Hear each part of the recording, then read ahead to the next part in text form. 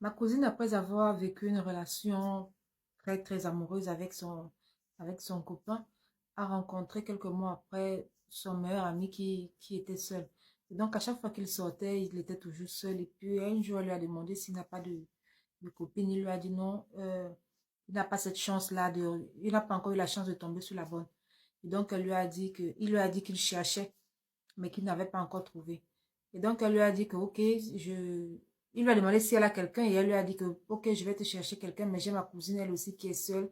Elle ne veut pas trop se mettre en couple maintenant, mais je peux lui parler quand même, je peux lui parler de toi, je vais lui dire que tu es un gars bien et tout. Il a dit, il n'y a pas de problème, c'est comme ça que elle me présente le gars et directement tout commence à fonctionner normalement. Et donc, on sortait, on était à quatre, on partait en week-end à Kribi, on faisait des trucs, on faisait presque tout à quatre.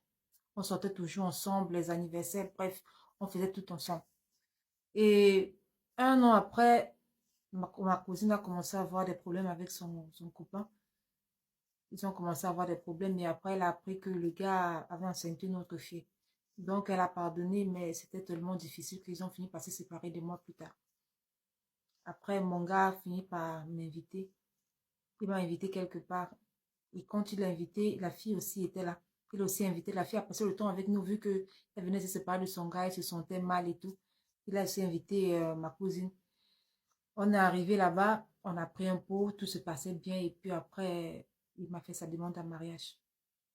Je ne m'attendais pas du tout. Et ma cousine aussi ne s'attendait pas à ça. Ma cousine qui a toujours été très bien avec le gars, déjà tout s'est bien passé, elle nous a félicité et tout. Mais durant le trajet de retour, elle ne parlait pas. Je lui ai demandé si quelque chose s'est passé, si peut-être elle a mal digéré quelque chose ou elle se sentait mal. Elle ne me répondait pas. Après, elle me dit, c'est un mauvais garçon, il faut faire attention. Il faut faire attention, ce garçon, je ne le sens pas.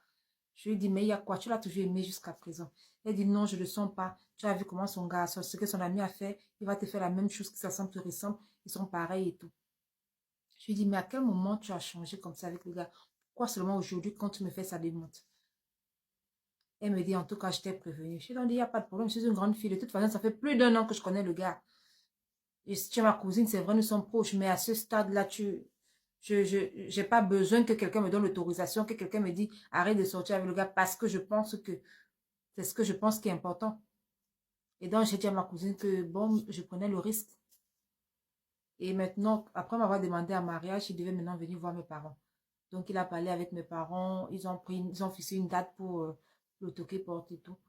Et comme ma cousine, elle a un salon de beauté, elle fait souvent des laits, compose souvent des crèmes et tout.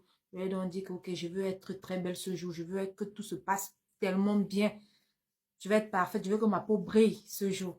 Et je lui demande de me composer un lait qui va bien m'arranger la peau avant ce jour. Elle me dit ok, il n'y a pas de problème. La semaine d'après, je suis allée, je lui dis, c'est comment tu as composé mon lait? Elle me dit, non, donne-moi pour le temps, je n'ai pas tout ce qu'il faut, je vais aller en ville acheter. C'est comme ça qu'elle a tourné, elle a tourné la même semaine, le lundi que je devais commencer samedi, le, les fiançailles devaient être samedi, le toriport devait être samedi. Elle vient avec le lait. Elle me dit, voilà, tu utilises comme ça, mais il faut mettre, comme le temps est très peu, il faut constamment mettre deux, genre trois fois par jour pour que ça touche bien ta peau et pour que, voilà, que ça agisse plus rapidement. Et c'est ce que j'ai fait. Le troisième jour, ma peau a commencé à démanger. Je me suis dit que bon, peut-être j'ai dormi sur le lit, peut-être les draps étaient sales ou peut-être, je sais pas. Quatrième jour, ça a commencé. Je me suis dit peut-être c'est l'eau. Mais à la veille, je me lève le matin, je vois que ma peau est devenue bizarre. J'ai la gale, les trucs ma peau a commencé à noircir, il y avait des traits bizarres. Mon visage, j'étais devenue presque comme un monstre.